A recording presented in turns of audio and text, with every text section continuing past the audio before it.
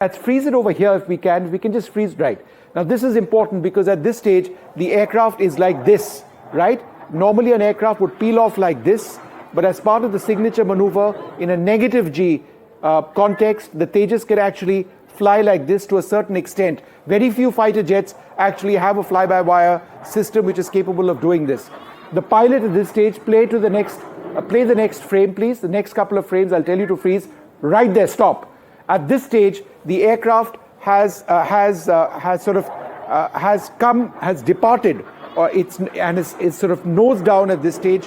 Whether the pilot was trying to do a roll out of that negative maneuver, we don't really know, but there was no altitude here. Move to the next frame. Stop over here. At this stage, the pilot is level, wings up. So he has managed to come from this position. He's turned, he's rolled, and he is wings level at this stage. But the rate of descent over here is just too fast. And unfortunately, at this stage, the aircraft, let's roll out that video, just doesn't have the altitude to sort of trade at this stage. If there were a few hundred feet more, and if the pilot was all right, and I would suggest the pilot was, because the aircraft was maneuvering right till the end, I would suggest the pilot would have pulled out of that very, very easily. Well, I've had the fortune of flying on the Tejas aircraft. I'm among the first civilians to have actually managed to get a sortie. The reason I say what I did is not to gloat about having flown on the aircraft, but to explain to our viewers that I've had an understanding of the systems on this aircraft. It's fly-by-wire control system. It's a digital fly-by-wire control system, which is extremely advanced. It's made in India. It's extremely robust. It's got a General Electric GE 404 engine. That's an American engine. It's known for its safety. It's known for its performance. It's got a carbon composite. It's got a composite wing form, structure. That's something that India has aced technology-wise.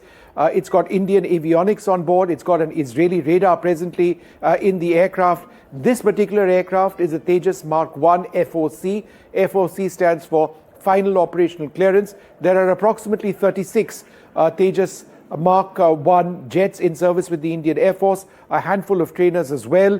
There are more advanced variants called the Tejas Mark 1A, which are entering service. There will also be a Tejas Mark 2 with an uprated engine and a somewhat larger aircraft, which comes into service later on. As I mentioned, it's possibly got the best safety record of any aircraft in the Indian Air Force. It made its first flight in 2001. There has been one previous crash that was attributed to an engine fault. The pilot ejected. On this particular case, this is the first fatal crash of a Tejas aircraft which has taken place. In a situation like this, a lot of viewers may be wondering, could the pilot not have ejected?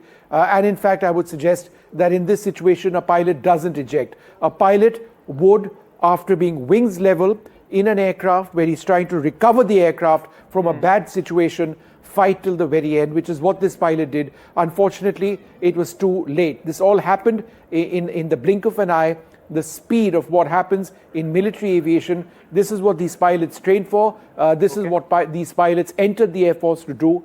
It all ends in just a second. So once again, I'll just run through this video. This is when things were okay. This was a few seconds prior to things going awry, things going wrong. This is when things started going wrong. That is that negative turn. The pilot gets into a roll over here to recover from that maneuver, but then prangs into the ground, mushes into the ground. Ankit.